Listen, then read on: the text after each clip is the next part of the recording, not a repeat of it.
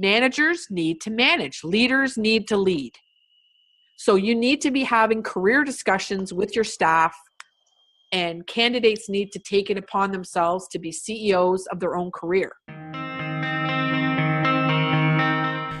You're listening to episode 64 of the Comm Cafe, part 2 of Mustang turned Maverick.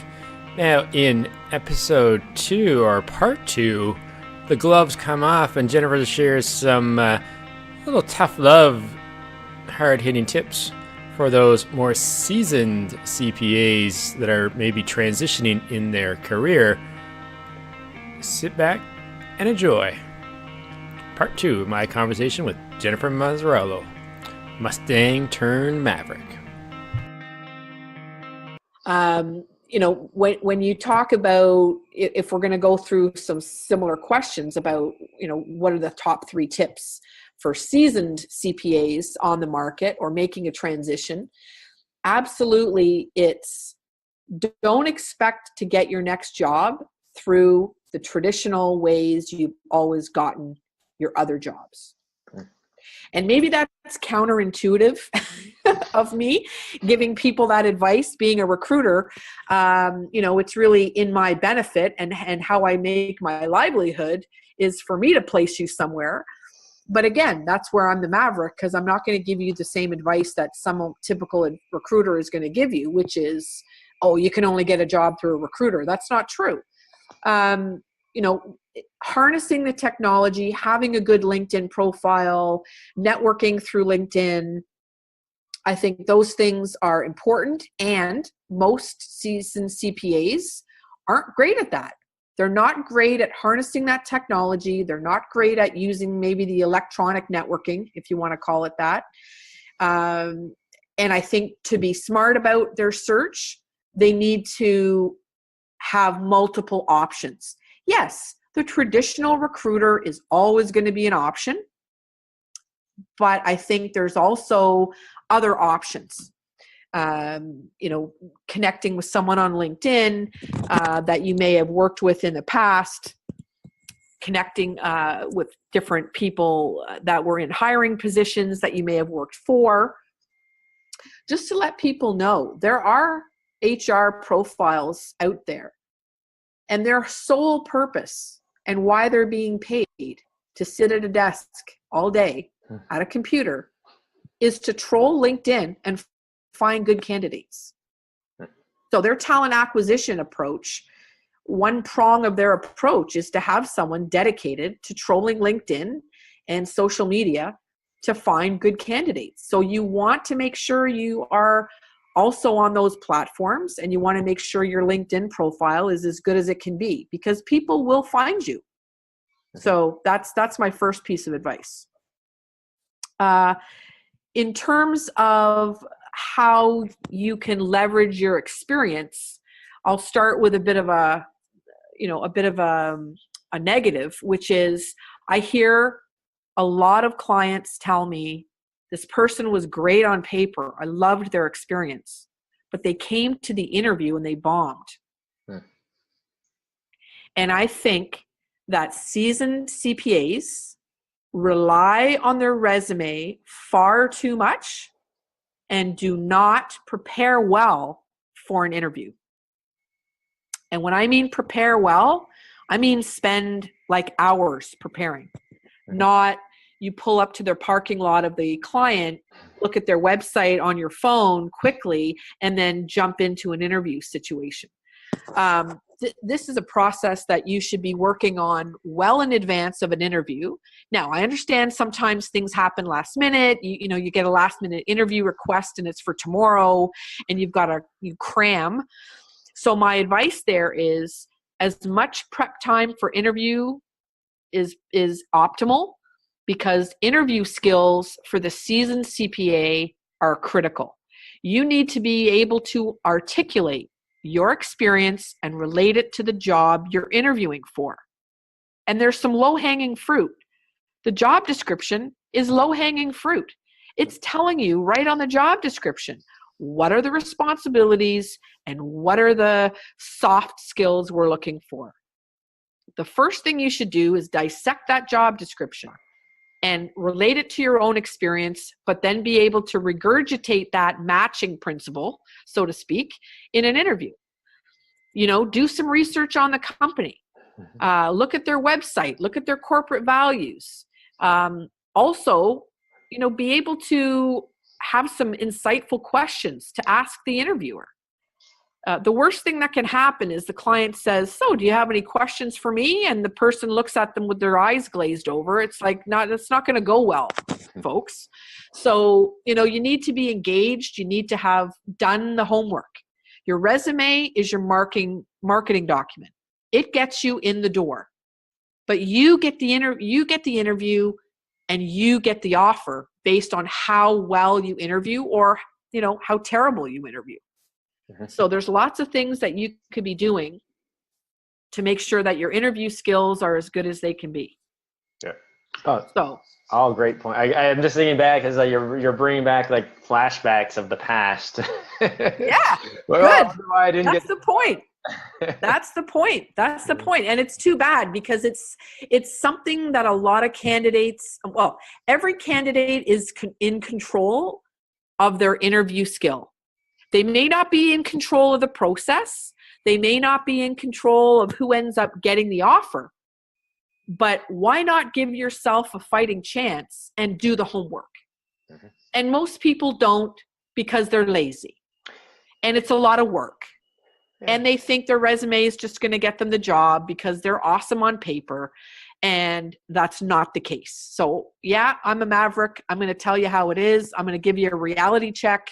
Here's the reality check. I hear the feedback from clients, and sometimes it's not pretty. Mm-hmm. So, harness the technology, work on your interview skills.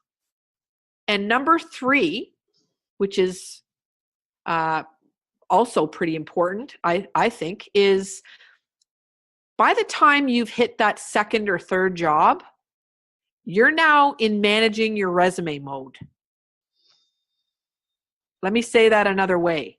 People with jumpy resumes are a flight risk to clients. Clients will look at your resume, and you may have very plausible explanations of why you stayed a year here, 2 years there, 18 months here. That's, it happens. People get restructured, people's personal and life situations change, people relocate. People certainly relocate across countries. Our world is becoming a lot more global. So you've got lots of people moving around globally. That's great. And you may have very plausible reasons why you've jumped around. But that clients see that and they get an allergic reaction. So you have to be prepared to defend reasons why you've moved around.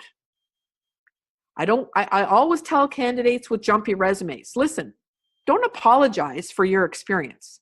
Don't ever go into an interview and already be on the defensive because you think you need to apologize for a jumpy resume. You don't. It sometimes doesn't look great, but be confident in your answers about why you moved around. Some of it's not in your control. Hey, my company got bought out. We all got laid off. Okay, not your fault. So just declare it and move on to the next question.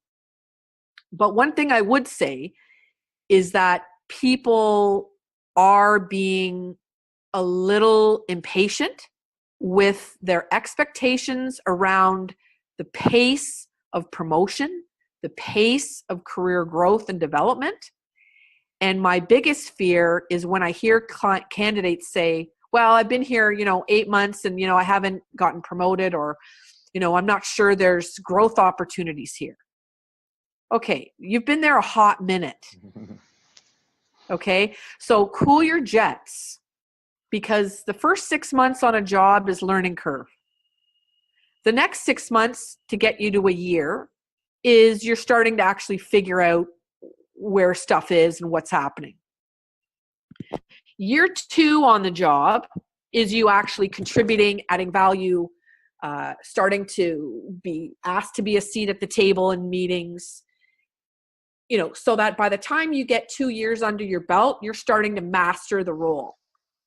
You should not expect to move into another role within the organization until you've mastered the role you're in, or just about. And so, the impatience, the instant gratification, I find that across all generations. Not, people sort of have this stigma with millennials that they don't have any staying power, but I find that sometimes true, but sometimes not true. And so you've got to start looking at your resume and taking a step back and looking at, is this going to look bad for my resume? Have I got way too many jumps in the last 5 years? And how am I going to sell this to a client? So for me, that's the third thing for someone who's fairly seasoned, is you need to start evaluating how the moves look on your resume. 100% agree on that one. Because again, we're talking with a with a focus around CPAs, and let's agree that a CPA generally is going to have some sort of finance role, most likely, and you got to get through the first year to do the year cycle. Let's agree. Absolutely. Businesses run on a fiscal year.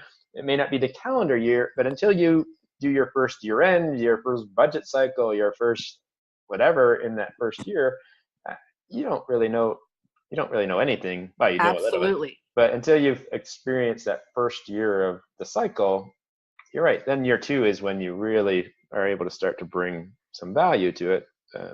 Yeah.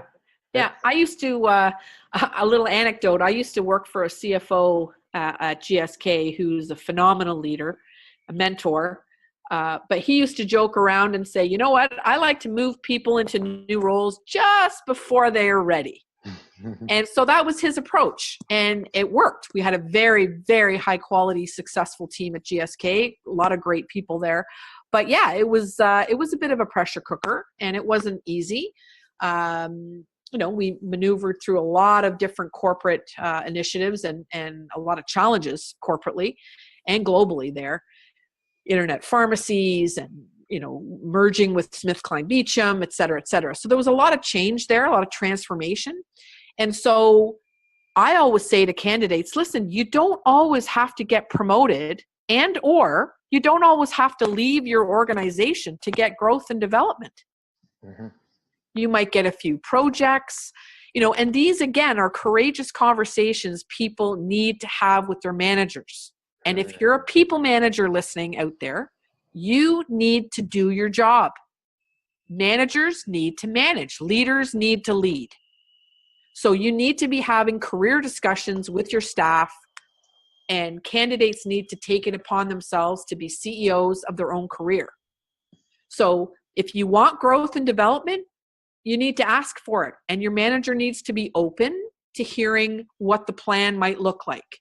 Maybe there's an ERP project coming up, or some sort of project that you can put your hand up for and be part of the project. And maybe the next time you can lead the project.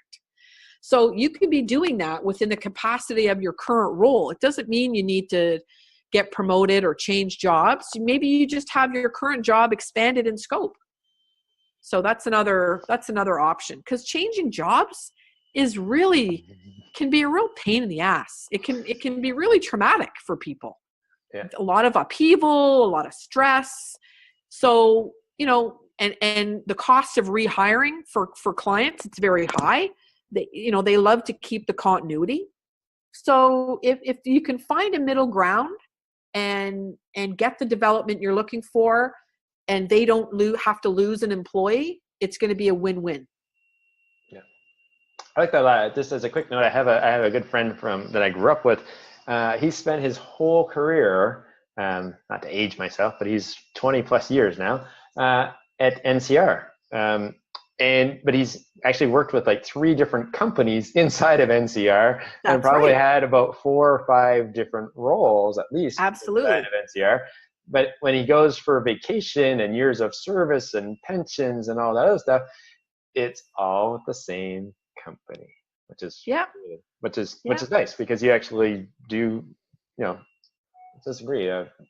Vacation time is important to us these days. Oh, for sure. And it can be a challenge when I know my I have a friend that just switched jobs, and when you start switching jobs and you're used to having 4 weeks, it can be a culture change where lots of companies don't have their hiring standards where we say, well, we don't necessarily hire and give 4 weeks to new employees unless you're at a certain level in the organization. So it's more than just the dollar.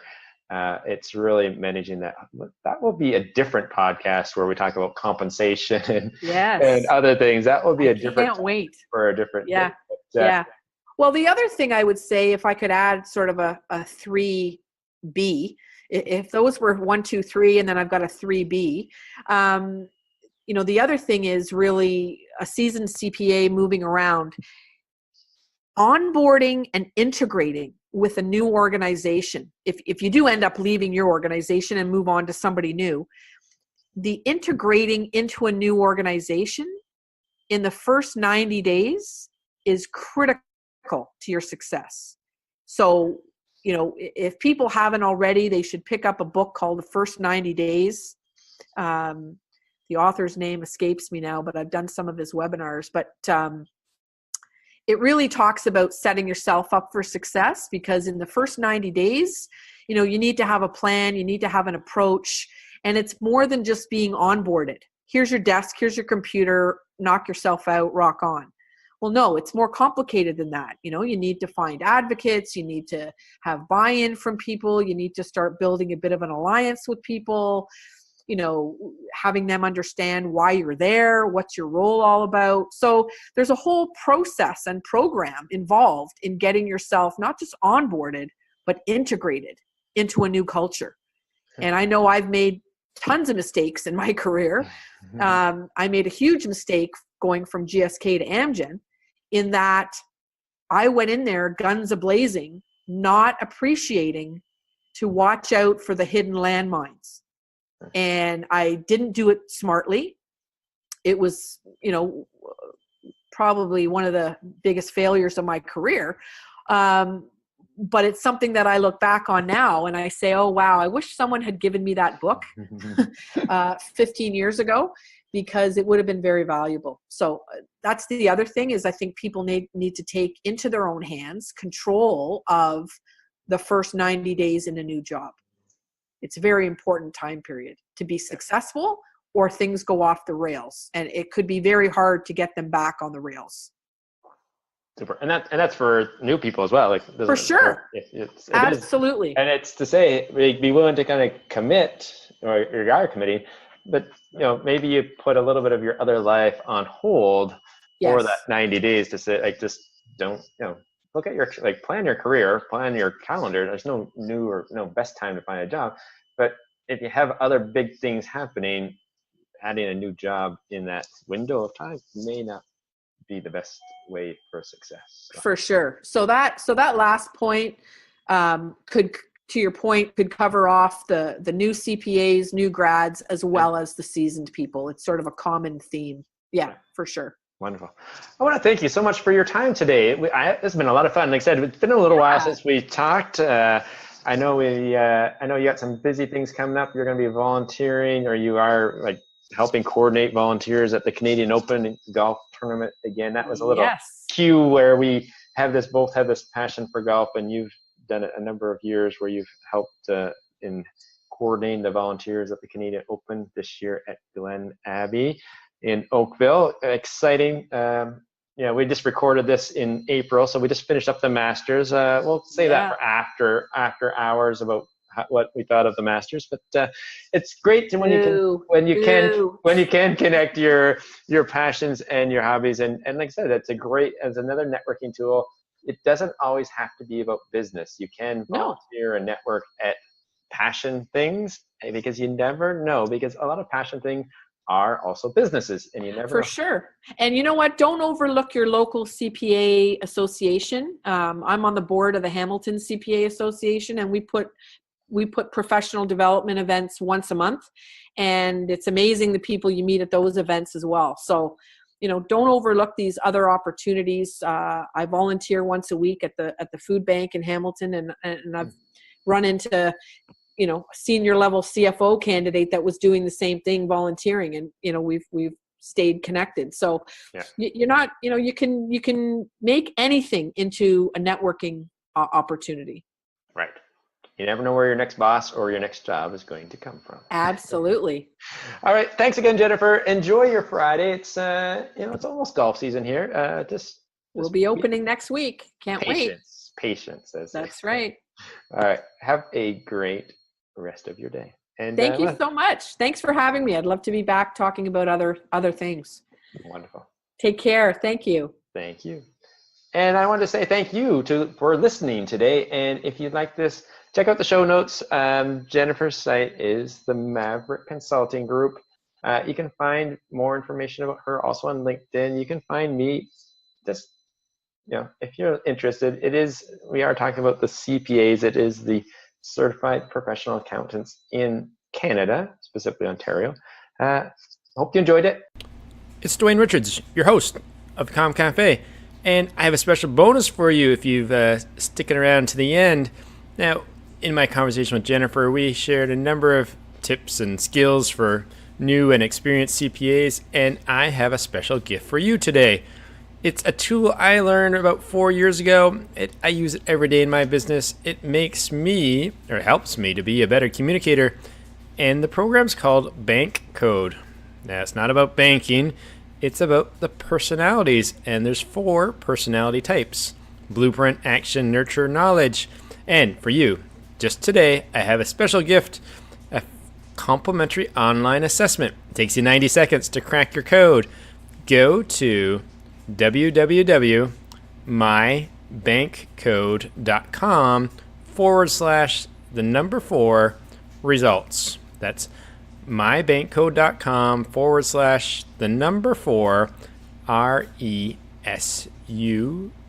RESULTS, and get better results in your communication, learning about the 4 personality types. My special gift for you today for sticking to the end of this episode of the Comm Cafe.